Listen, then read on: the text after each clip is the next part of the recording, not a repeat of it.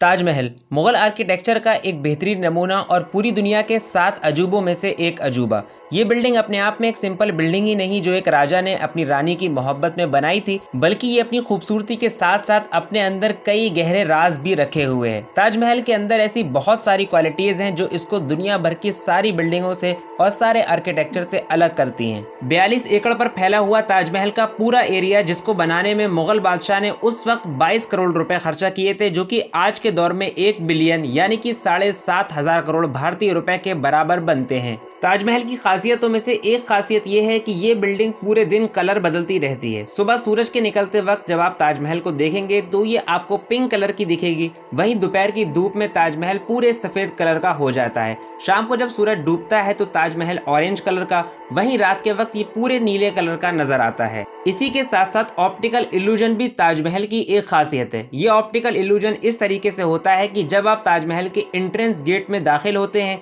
तो उस वक्त ताजमहल आपको बहुत बड़ा और बहुत करीब नजर आता है, लेकिन जैसे ही आप एंट्रेंस गेट को क्रॉस करने लगते हैं ताजमहल दूर होता जाता है और काफी ज्यादा छोटा भी नजर आने लगता है। इन सारी खूबियों के अलावा ताजमहल बहुत सारे विवादों में भी घिरा रहा है।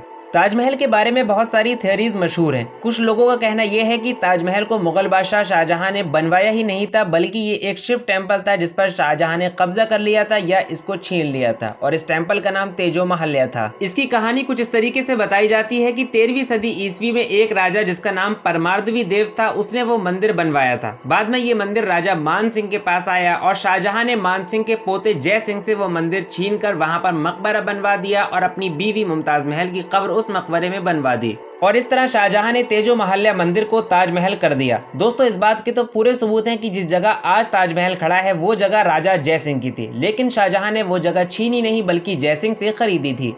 असल में शाहजहां ने जब अपनी बेगम मुमताज महल के याद में एक बहुत बड़ा मकबरा बनवाने का सोचा तो जय सिंह ने अपनी जमीन शाहजहां को तोहफे के तौर पर देना चाही, जिसको शाहजहां ने लेने से मना कर दिया और जय सिंह से वो जमीन खरीद ली। इसके बदले राजा जय सिंह को 4 हवेलियां दी गईं और इस पूरे ट्रांजैक्शन को एक स्टाम्प पेपर पर नोट किया गया, और वो स्टाम्प पेपर आज राजस्थान के एक म्यूजियम में रखा हुआ है। इस स्टाम्प पेपर से एक बात तो साबित हो जाती है कि ताजमहल की जगह राजा जय सिंह की हवेली थी, कोई शिव मंदिर नहीं था। और अब बात कर लेते हैं उन 22 कमरों की जिनके बारे में ये दावा किया जाता है कि उनके अंदर हिंदू देवी देवताओं की मूर्तियां रखी हुई हैं, लिहाजा उन्हें खुलवाया जाना चाहिए। सबसे पहली बात तो ये है कि ताजमहल के बेसमेंट में कोई भी 22 कमरे नहीं है, बल्कि एक बहुत बड़ा कॉरिडोर है जिस पर कई सारे दरवाजे लगे हुए हैं। जहां तक बात है इस दावे की कि उन कमरों को बंद करके रखा गया है क्योंकि उन कमरों के अंदर हिंदू देवी देवताओं की मूर्तियां रखी गई हैं, तो ये बात इसलिए भी गलत है कि 1978 तक टूरिस्ट के लिए वो कॉरिडोर खुला हुआ था। फिर 1978 में आगरा में बाढ़ आई थी और बाढ़ का पानी ताजमहल के अंदर घुसने लगा था, तो उन कॉरिडोर्स को टूरिस्ट के लिए बंद कर दिया गया। यही नहीं बल्कि वो कॉरिडोर हर हफ्ते 2 हफ्ते के बाद मेंटेनेंस और सफाई के लिए आज भी खोला जाता है। सिर्फ इसी पर बस नहीं बल्कि आर्कियोलॉजिकल सर्वे ऑफ इंडिया ने अपनी ऑफिशियल वेबसाइट पर ताजमहल के बेसमेंट के सारे फोटोज डाल रखे हैं, जिसे आप भी जाकर देख सकते हैं। तो चलिए अब इस वीडियो को यहीं खत्म करते हैं, इस उम्मीद के साथ कि वीडियो आपको पसंद आई होगी। इस वीडियो को लाइक करके अपने कॉन्टैक्ट्स में जरूर शेयर कीजिए, और इसी तरीके की इंटरेस्टिंग वीडियोस देखते रहने के लिए आप हमारे चैनल KW प्रेजेंट को सब्सक्राइब कर लीजिए। फिर मिलते हैं अगली वीडियो में, जब तक के लिए अलविदा।